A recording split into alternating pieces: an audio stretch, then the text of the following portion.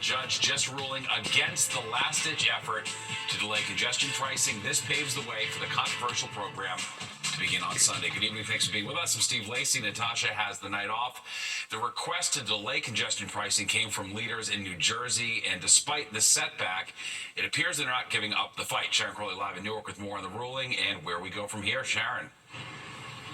Yes, Steve, we just got that ruling from a judge on a Friday night, as we were talking about before, at 8:30 after about 4 hours of deliberation. It is a victory for supporters of congestion pricing. That $9 toll below 60th Street in Manhattan during peak hours will go forward as of tonight, starting on Sunday. Now, New Jersey did try to block it by suing the MTA on the grounds that the air quality studies were not comprehensive enough.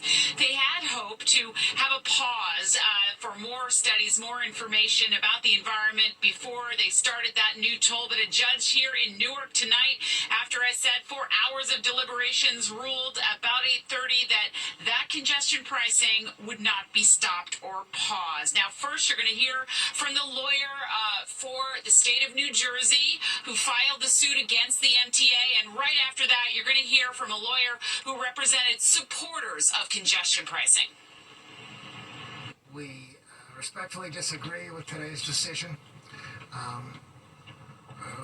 We feel the decision reflected the importance of mitigation for New Jersey communities that are going to be significantly adversely affected by congestion pricing, that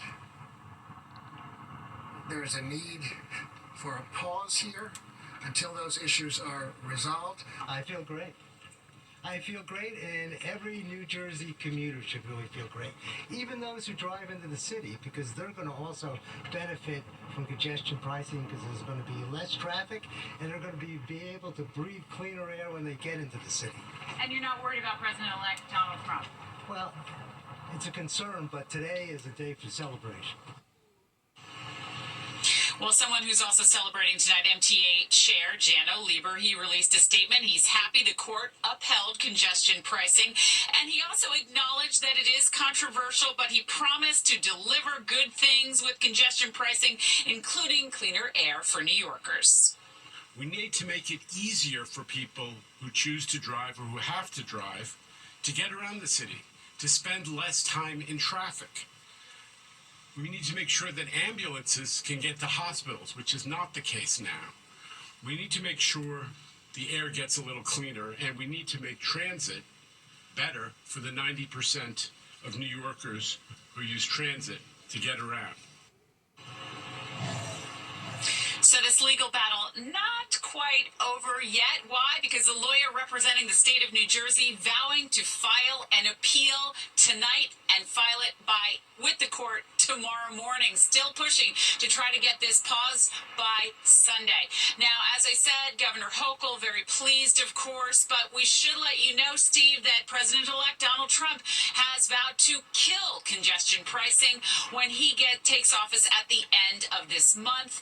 It's not clear, though, once it's in play, if that will be a difficult maneuver for the president-elect to make.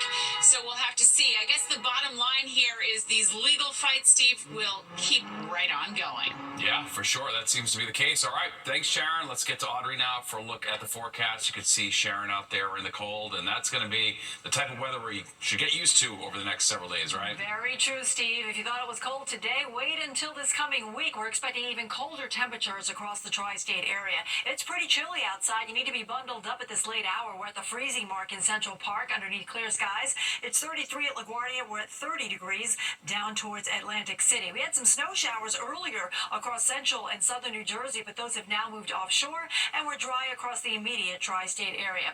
Lake effect snow showers are plaguing central New York, where they've seen over 2 feet of snow in areas north and east of Syracuse. Same thing is happening along the side lakes here around Lake Erie Kentucky, as well as Ontario, and moving into western Pennsylvania and into the central part of the state. We're going to stay dry for the most part here. Could see a few flakes flying across Sullivan and Ulster County, again coming downwind of the Great Lakes. But I think for the most part, it's going to be about the cold as we go into the upcoming weekend. We have an Arctic air mass that has worked its way southward here out of Canada, embracing the northeast with some very cold air. We also have another shock coming down here that will make its way eastward, and we're expecting a prolonged period of cold temperatures across the region. So tonight we're dropping below the freezing mark. Any wet surfaces from the earlier snows and sprinkles could freeze over, so be careful of black ice. And as I mentioned, temperatures will stay pretty cold, and that's the setup for more snow into the upcoming week.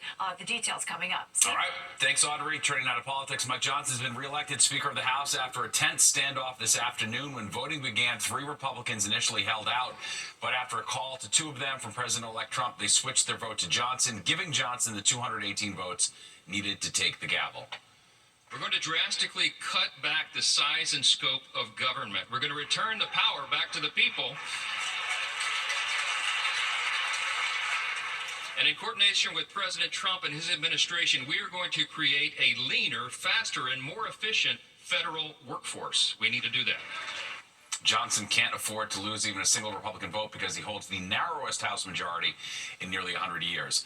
Well, major developments in the Trump hush money case. The judge now saying the president-elect will be sentenced next Friday, but jail time is off the table. Jessica Formoso joins us now in the newsroom with more on exactly what this ruling means. Jess? Steve, if you remember back in July, the Supreme Court ruled that President Trump has immunity from criminal prosecution, but the judge in this criminal case rejecting Trump's push to dismiss the verdict and throw out the case on presidential immunity grounds. And so he will be sentenced just 10 days before Inauguration Day. In a written decision, Judge Juan Merchan indicating that there will be no jail time for Trump. Instead, there's indication the judge will sentence him to unconditional discharge, which means he would avoid prison, fines, or probation. The judge saying he found no legal reason not to sentence President-elect Trump, and that the case needed to come to a conclusion that is prior to his swearing in on January 20th.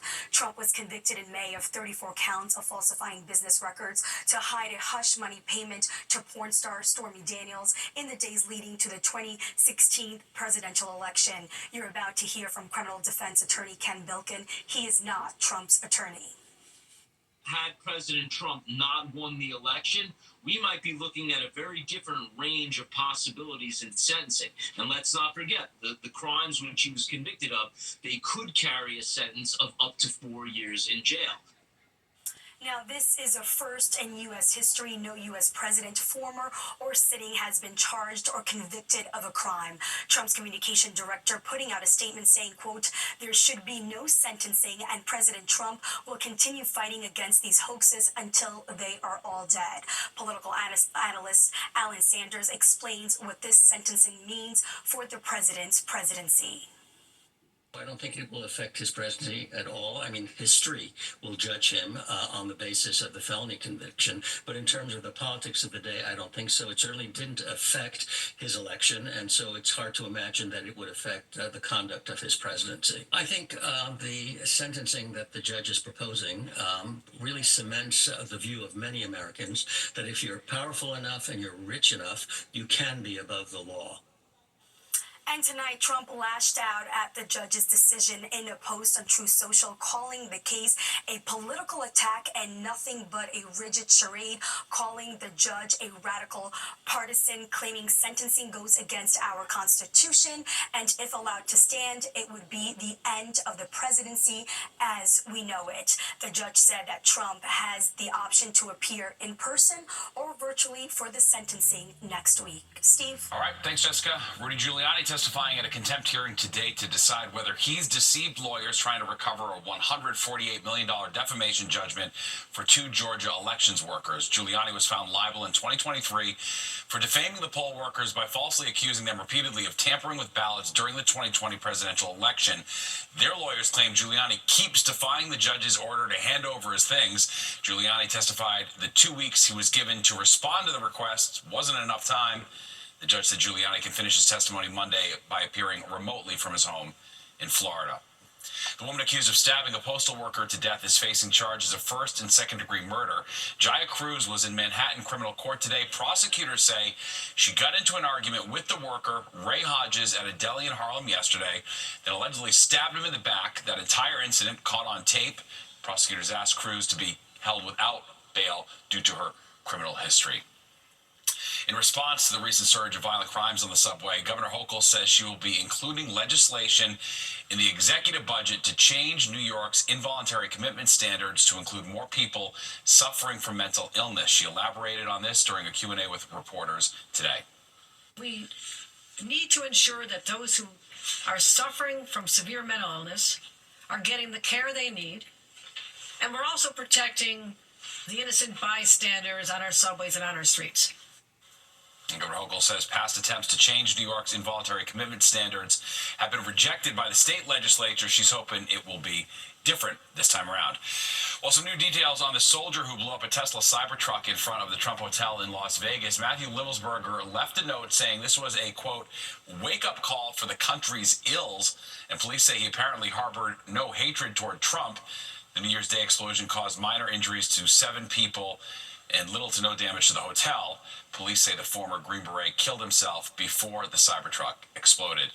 And investigators say the man who rammed a pickup truck into a New Year's crowd in New Orleans had suspected bomb-making materials at his home and reserved the rental vehicle used in the attack weeks earlier.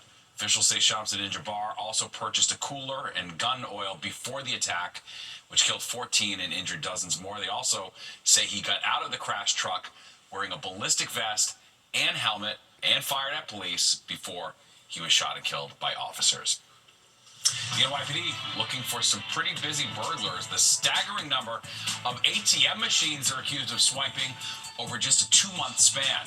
Plus, sounding the alarm on alcohol, what the Surgeon General wants everyone to know before they grab that next drink. And potentially rewarding news for those of us who have experienced flight delays, how the feds just came down on JetBlue. You're watching the 10 o'clock news. The NYPD looking for the guys in this surveillance video. Police say they've been on a citywide robbery spree, stealing at least 49 ATMs from stores in every borough except Staten Island, and that's just from September 19th until the day after Christmas. The suspects reportedly used stolen vehicles to haul away the ATMs.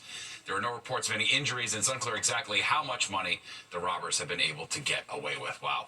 Well, a warning tonight from the U.S. Surgeon General. He's demanding cancer warnings be put on all alcoholic beverages. Statistics show alcohol use is a leading preventable cause of cancer in the U.S. It contributes to nearly 100,000 cancer cases and about 20,000 cancer deaths each year, shortening the lives of those who die by an average of 15 years. You see from the Surgeon General's warning today that there doesn't appear to be any significant or allowable amount of alcohol that is safe for anyone. Those patients less than 50, we've seen an increased risk of cancer both in breast, colorectal, gynecological, head and neck cancers. Researchers also say women are at a greater risk of developing cancer from alcohol consumption than men.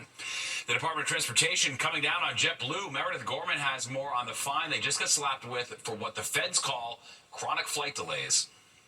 If you've ever experienced long delays while flying JetBlue, listen up. The airline is being fined $2 million by the Federal Transportation Department for operating 4 flight routes on the East Coast in 2022 and 2023 that arrived chronically late. 3 of the routes were out of JFK. The other was out of Bradley Airport in Connecticut, with JetBlue being found responsible for nearly 80% of the flight disruptions. The Department of Transportation is saying that JetBlue's schedule was never doable, that it input that schedule to be more competitive against its rivals. For its part, the airline says the federal government also bears responsibility for chronic air travel delays. In statement saying in part, while we've reached a settlement to resolve this matter regarding 4 routes, we believe accountability for reliable air travel equally lies with the U.S. government, which operates our nation's air traffic control system. It's the first time the DOT has ever fined an airline for delays, and the Department of Transportation also is actively investigating other airlines for doing the same thing with their flight schedules. The DOT Secretary, Pete Buttigieg, told the Points Guy actually there were investigations, plural, going on, so we could get more news about other airlines in the coming months. I'm very intrigued to see. This is the first time we've ever heard of something like this, and I think this could be a good way to get the airline's attention on some of these routes that are commonly delayed. Now, half of the money is expected to go to impacted passengers, with customers affected by delays or flight disruptions in the next year, each receiving at least $75, and then the other remaining $1 million going to the U.S. Treasury. Meredith Gorman, Fox 5 News. Well, one of the co-founders of the so-called Bed-Stuy Aquarium has been sentenced to 12 years in prison. Fox 5 spoke to 48-year-old Haj Lovick about the aquarium at Hancock Street and Tompkins Avenue back in October. In June of 2023, prosecutors say Lovick got into a fight outside a bar on Tompkins Ave, opened fire, and shot a man in the leg. Last month, the jury found him guilty of several charges, including second-degree murder and attempted assault. Well, officials say a pizza-obsessed graffiti artist has been arrested after tagging a Westchester community for more than a year. 42-year-old Daniel Henderson is accused of spray painting pepperoni slices on at least a dozen places around New Rochelle. The One Slice Please graffiti trend even has its own Instagram and website. Henderson faces 3 counts of making graffiti and could face yet more charges.